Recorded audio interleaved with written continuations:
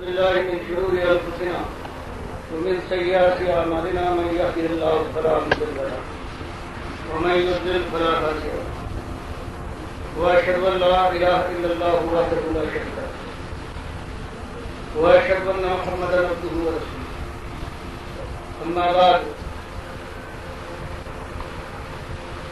أعوذ بالله من الشيطان الرجيم بسم الله الرحمن الرحيم إذا السماء انشقت وأذنت لربها وحقت وإذا الأرض مدت وألقت ما فيها وتخلت وأذنت لربها وحقت. میرے عزیز دوستوں اور بزرگوں، یہ قرآن کی چند آیات میں نے ابھی آپ کے سامنے پڑھی، یہ وہ آیات ہیں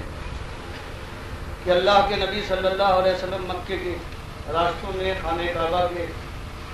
اجتماع میں اس وقت جب ہر طرف اندھیرا چھایا ہوا تھا، یہ آیات پڑھتے ہیں، لوگوں کو ہوشیار کرتے ہیں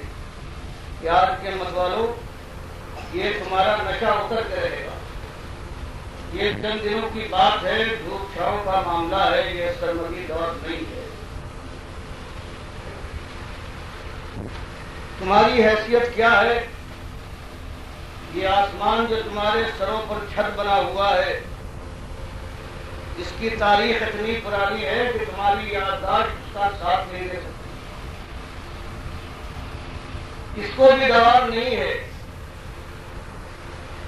ایک دن آنے والا ہے کہ یہ پھٹ جائے گا، ٹکڑے ٹکڑے ہو جائے گا، اور کیونکہ مخلوق ہے، اس کو حکم ملے گا کہ تیری ہستی کو ہم برباد کریں گے. تو فرمایا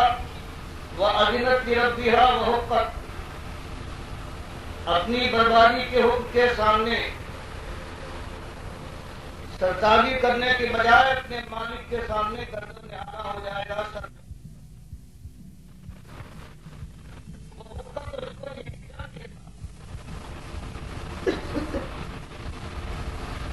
اور یہ زمین، اس پر آج تمہاری بستیاں ہیں، تمہاری زندگی کے اوقات گزر رہے ہیں. دنیا والوں، جہاں صبح و شام تم بتاتے ہو اور اپنے دل کی ہر آئی تمہارے دل میں گھر کر جائے، اس کو پورا کرنے کے لیے جان لگاتے ہو، اور اپنی زندگی پر نازا ہو کہ اس کی کمان یوں ہی چلی رہے گی. فرمایا تمہاری کیا حیثیت ہے جس زمین کے اوپر تم چلتے ہو، جس کے اوپر تمہاری زندگی کا قیام ہے. یہ بھی دائمی نہیں ہے، یہ بھی وقتی ہے، ہنگامی ہے. دن آنے دو جب اس کو حکم دیا جائے گا تو یہ پھیلے گی. وَأَلْقَتْ مَا فِيهَا وَتَخَلَّتْ، اور جو اس کے پیٹ کے اندر آگ چھپا ہوا ہے وہ نکال باہر کرے گی. وَأَذِنَتْ لِرَبِّهَا وَحُقَّتْ، اور اپنے مالک کے حکم کے سامنے سرکاری کی جرات نہ کرے گی، اور اس کو یہی لازم ہے.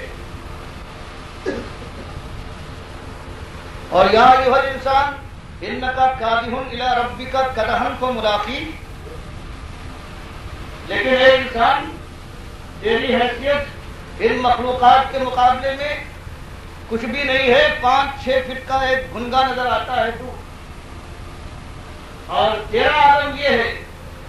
کہ تو مالک کی کسی بات کو ماننے پر تیار نہیں. تو سرکشی پر ایسے ادھار کھائے ہوئے ہے کہ ہر بات کو کانوں سے پہلے کانوں سے سنتا ہے اور ذرا اثر نہیں ہوتا. اپنی آنکھوں سے مشاہدہ کرتا ہے کہ کلیل جوان ہے، چلتے چلتے گرتا ہے اور پھر نہیں اٹھتا. سونے چاندی کے ڈھیروں کے اندر رہنے والا، ان سے نہانے والا ایک دم سے کھینچ لیا جاتا ہے ان کے درمیان سے، یا وہ خود اس کا کھلانا اس سے پی لیا جاتا ہے، وہ پھر پی کرتا ہے. یا ایھا الانسان، اے انسانیت کے افراد، انک کادح الی ربک کدحا فملاقیہ، یہ سارا نقشہ تیرے سامنے ہے، لیکن تو بالکل بے پرواہ ہے. انجام سے بالکل آنکھ بند کیے ہوئے ہے، حالانکہ وہ دیکھ رہا ہے کہ انکا کادحن، کہ تو جان کھپا رہا ہے کسی نہ کسی کام میں، چاہے وہ کوئی اچھی روش ہو یا کوئی بری بات ہو، تیری جان تو بہرحال انسانیت کی ہر فرد کی جان کسی نہ کسی چیز میں کھپائی جا رہی ہے۔ فرمایا اسی طرح سے اپنی جان کو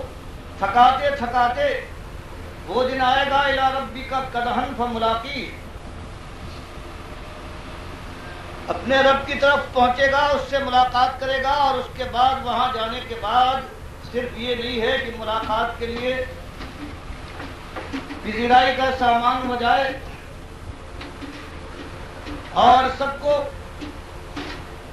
جو بلایا گیا ہے سب کے ساتھ یہی سلوک، ایک ہی سلوک ہو۔ فرمایا یہ مسئلہ نہیں ہے، بلکہ اصلی اب مسئلہ ہے اپنی انتہا کو اب پہنچے گا، انجام سے اب ملاقات ہوگی، جیت اور ہار کا فیصلہ تو اب ہوگا، اور وہاں ساری انسانیت کو دو حصوں میں بانٹ دیا جائے گا۔ فَأَمَّا مَنْ أُوتِيَ كِتَابَهُ بِيَمِينِهِ فَسَوْفَ يُحَاسَبُ حِسَابًا يَسِيرًا وَيَنقَلِبُ إِلَىٰ أَهْلِهِ مَسْرُورًا۔ فرمایا ایک گروہ تو وہ ہے کہ ان کی ضیافت اور مہمان نوازی ہوگی اور صحیح معنوں میں ہوگی،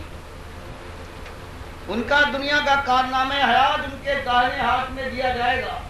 اور ان سے یحاسب حساب یسیرا انتہائی نرم حساب دیا جائے گا۔ ایک گروہ تو یہ ہے، اور پھر فیصلہ سنا دیا جائے گا کہ تو کامیاب کامران، تو سربلند ہوا، تو جیت گیا، اب کبھی نہ ہارے گا۔ وَيَنْقَلِبُ إِلَىٰ أَهْلِهِ مَسْرُورًا، اور پھر یہ مجدہ سن کر بارگاہ سے فیصلے کے دن ایسا انسان واپس آئے گا بغلے بجاتے ہوئے، حشاش بشاش آئے گا۔ وَأَمَّا مَنْ أُوتِيَ كِتَابَهُ وَرَاءَ ظَهْرِهِ فَسَوْفَ يَدْعُو ثُبُورًا وَيَصْلَىٰ سَعِيرًا۔ اور اس کے مقابلے میں ایک دوسرا انجام بھی ہے کہ بائیں ہاتھ میں اعمال نامے پکڑا دیے جائے، درگت بنا ڈالی جائے، چہرے بگڑے ہوں جو پذیرائی کے لیے موجود ہیں، ان کے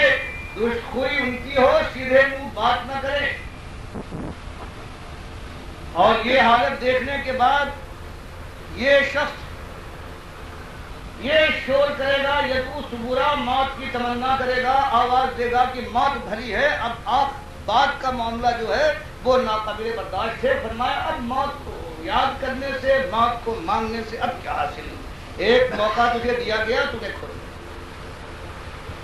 وَيَصْلَىٰ سَعِيرًا،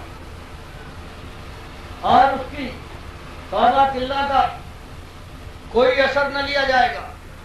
ٹھوک دیا جائے گا جہنم کی بھڑکتی ہوئی آگ میں۔ فرمایا اس کا حال جانتے ہو کوئی، یہ انصاف ہے پروردگار کا، مالک نے کوئی ظلم نہیں کیا، انہو کان فی اہلہ مسرورا۔